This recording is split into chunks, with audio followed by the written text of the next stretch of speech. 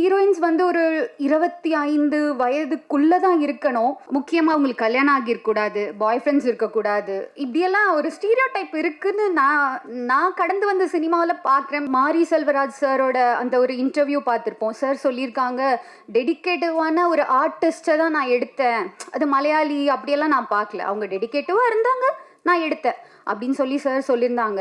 Sir, நாங்களும் இங்கே தமிழில் டெடிக்கேட்டிவான ஆர்டிஸ்ட் இருக்கோம் சார். டெடிக்கேட்டிவ்னா என்ன டெடிக்கேஷன் சார்? நாங்கள் எங்களால் முடிஞ்ச எஃபர்ட் போடுறோம், ஆனால் அது உங்கள் கண்களுக்கும் உங்களோட பார்வைக்கும் உங்கள் காதுகளுக்கும் வந்து சேரலை. பொதுவாகவே சினிமாவில் நடிக்க வரவங்களுக்குள்ள பல கனவுகள் இருக்கும். அந்த கனவுகளை சுமந்துக்கிட்டு தான் வந்து ஒவ்வொரு நாளும் அவங்க ட்ராவல் பண்ணுவாங்க.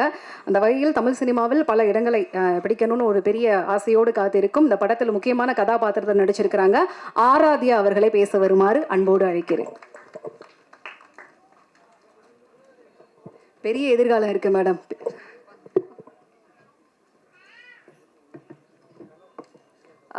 ஹாய், இங்கே இருக்க எல்லாருக்கும் என்னோட பெரிய வணக்கம். சார், எல்லாருக்கும் என்னோட வணக்கம். ஃபர்ஸ்ட் ஆஃப் ஆல், நான் இங்கே ஸ்க்ரீனில் நல்லா தெரிகிறேன்னா நான் ஒரு 50% நடிச்சிருப்பேன். பாக்கி 50 என்னோட டெக்னீஷியன்ஸ் எல்லாரும் சேர்ந்து ஒரு டீம் ஒர்க்காக தான் நீங்கள் பார்ப்பீங்க. நாளைக்கு போயிட்டு இந்த பொண்ணு நல்லா நடிச்சிருக்காங்க அப்படின்னு சொன்னீங்கன்னா அதுக்கு நான் மட்டும் காரணம் கிடையாது, என்னோட டீமும் காரணம். ஸோ என்னோட director sir, cameraman sir, technicians, productions எல்லாருக்கும் மிகப்பெரிய நன்றி. முக்கியமாக இதுக்கு காரணமாக இருந்த ப்ரொடக்ஷன் சார், ப்ரொடியூசருக்கு ரொம்ப ரொம்ப பெரிய நன்றி. அதை தவிர்த்து மியூசிக் டைரக்டர் சார், சார் ஒரு பெரிய ஜாம்பவான்களுக்கு மியூசிக் போட்டவங்க, அவங்க கூட இது என்னோட 4வது படம். நான் ரொம்ப பிளெஸ்டாக ஃபீல் பண்ணுறேன், ஹாப்பியாக இருக்குது சார். ரொம்ப நன்றி சார். அப்புறம் ஆனந்தராஜ் சார், நான் சின்ன வயசில் வந்து பார்த்து பயந்த ஒரு பொண்ணு நான். இன்னைக்கு ஆமாம், ஆனால் நான் குட்டியாக எனக்கு ஞாபகம் இருக்குது, பாஷாலாம் பார்க்கும்போது ஒரு சினிமா கனவோட பார்த்த ஒரு பொண்ணு நான். இன்னைக்கு அவங்க கூட நான் வந்து ஸ்க்ரீனை ஷேர் பண்ணுறேன்றது எனக்கு ஒரு மிகப்பெரிய பாக்கியம்.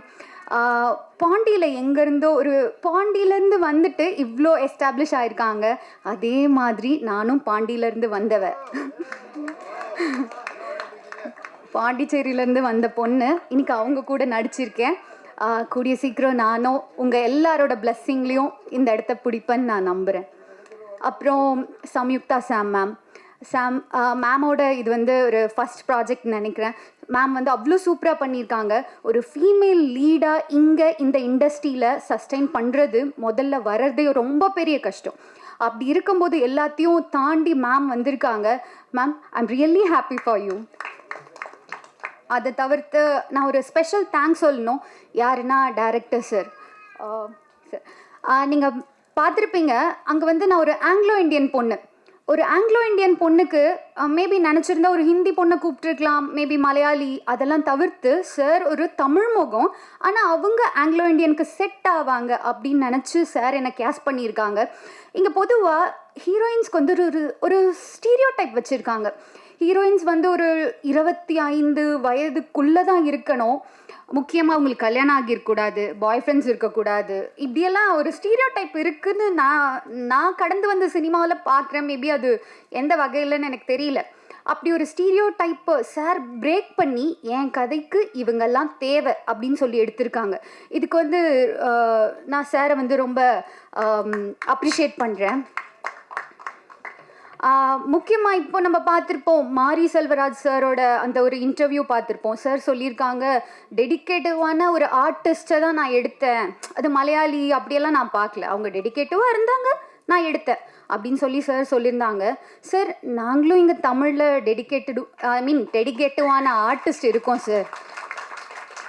ஏன்னா தெரியல சார், நானும் ஒரு 4 படங்கள் பண்ணியிருக்கேன் சார். அதில் வந்து காந்தி கண்ணாடி, அர்ச்சனா அம்மாவுக்கு டீனேஜாக பண்ணியிருப்பேன்.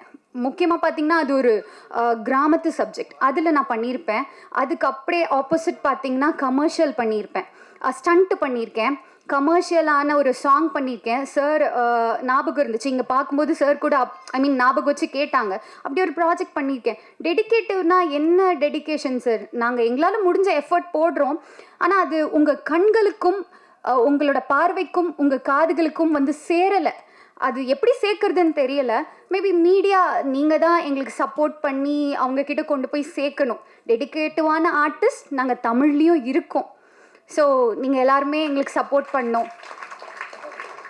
முக்கியமாக சார் ஒரு சின்ன விஷயம், மேபி இது என் வயதுக்கு மீறின ஒரு பேச்சாக இருக்கலாம். இங்கே எல்லாருமே ஓடுற குதிரையில் பந்தயம் கட்ட தான் தயாராக இருக்காங்க சார். ஓடுறதுக்கு தகுதியான ஒரு குதிரை இருக்குது சார். ஒரு வாட்டி பந்தயம் கட்டி தான் பாருங்களேன் அது எவ்வளோ தூரம் ஓடுதுன்னு. உங்கள் எல்லாருக்கும் நன்றி. இங்கே இருக்க சில நல்ல உள்ளங்களோட சப்போர்ட்டில் தான் நான் இவ்வளோ தூரம் வந்து நிற்கிறேன். ஸோ என்றைக்கும் உங்களை நான் மறக்க மாட்டேன். ரொம்ப நன்றி. Thank you so much. சார் நடிக்கிறதுக்கு முன்னாடி 5 நிமிஷம் பேச விட்டு தானே சார் ஓகே பண்ணீங்க? மாஸ்டர் பிளான் அப்படின்னு சொல்லிட்டு நிறைய விஷயங்கள் கேள்விப்பட்டிருக்கோம். எந்திரிச்சு கையை காட்டினப்பவே வந்து பெரிய பிளானோட இருக்காங்க அப்படிங்கிறது தெரிஞ்சிடுச்சு.